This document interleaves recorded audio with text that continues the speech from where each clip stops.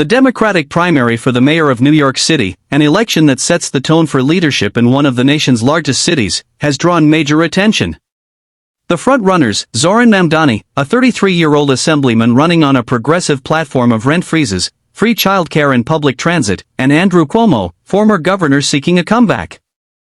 Mamdani took a commanding lead in the first round with approximately 43.5% of ballots counted versus Cuomo at about 36.4%. Because the race uses ranked choice voting in the primary, the final outcome requires tabulation of second, and further, choice preferences. No candidate reached 50% in first round. The broader significance, while winning the Democratic nomination is not a guarantee of general election victory, in a heavily Democratic city the nominee is heavily favored.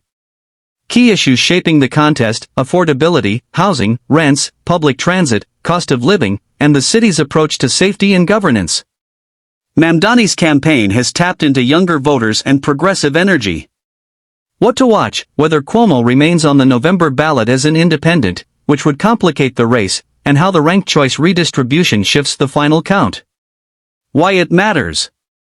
This race is a reflection of how urban politics, especially in a global city like New York, is evolving. The victory of a younger, more progressive candidate could mark a shift in style and policy. Also, the ranked choice system adds a layer of complexity to how voters strategize and how campaigns are run. Virginia's legislative and statewide races. In Virginia, several key races are underway, including for the state's legislature and other statewide offices. Particularly, the Virginia House of Delegates has a narrow Democratic majority, 51 to 48, and a few competitive districts, notably in Northern Virginia, could shift control. One highlighted contest, District 22 in Prince William County, where Democrat Elizabeth Guzman, a former delegate, is running to flip a seat drawn as favoring Republicans. The statewide races, governor, lieutenant governor, attorney general, also draw attention because of the broader implications for party power in future election cycles. Why this matters: Virginia is often seen as a barometer of national trends. A shift in the House of Delegates or in the statewide offices could signal momentum for one party heading into future midterms. What voters and observers should keep an eye on. Turnout and demographics: younger voters, especially in NYC, are playing an outsized role.